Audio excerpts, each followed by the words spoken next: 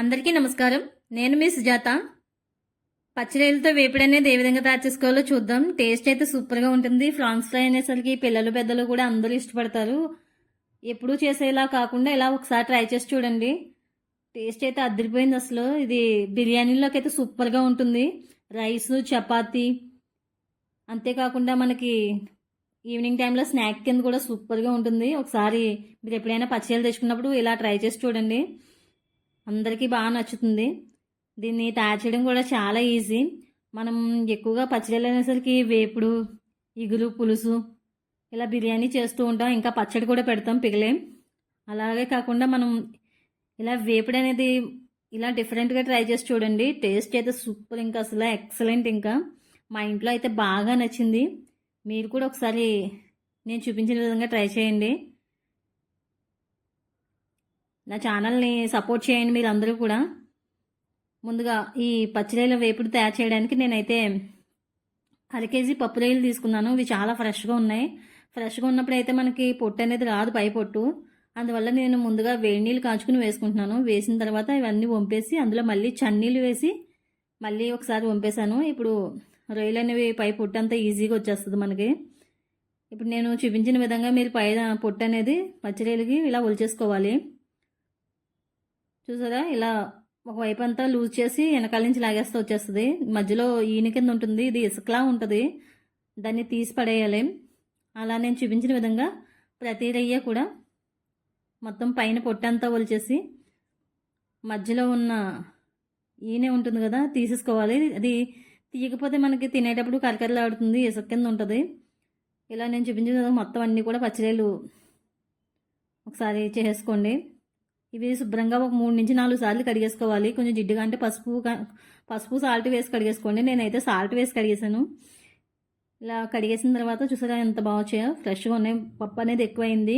ఇప్పుడు స్టవ్ మీద కడాయి పెట్టి కొంచెం ఆయిల్ అనేది ఎక్కువే పడుతుంది, ఇది ఫ్రై కదా. 4 స్పూన్ల ఆయిల్ అయితే వేసేసాను నేను. మనం ఆల్రెడీ శుభ్రపరుచుకున్న పచ్చిరొయ్యల పప్పు ఉంది కదా, ఇదంతా కూడా వేసేసుకోండి.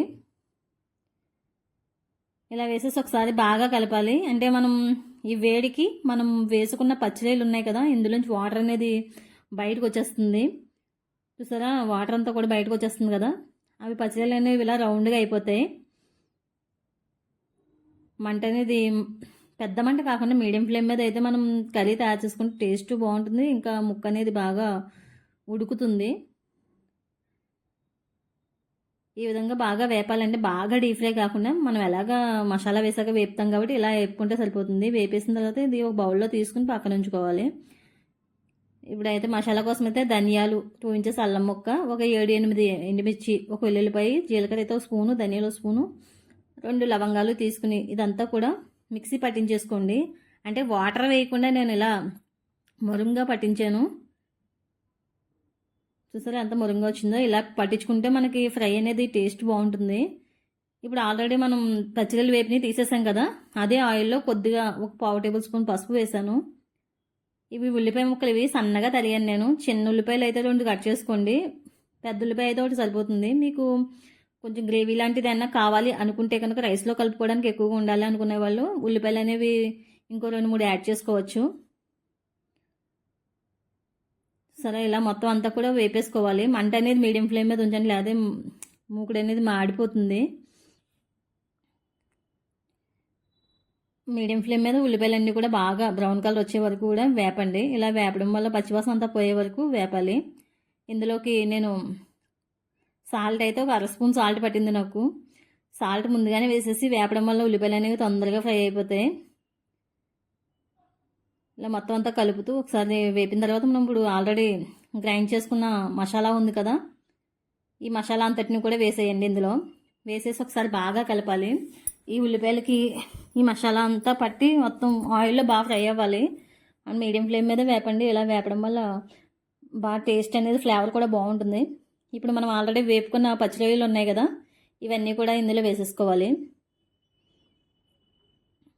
ఇవి కొంచెం జ్యూసీగానే ఉన్నాయి.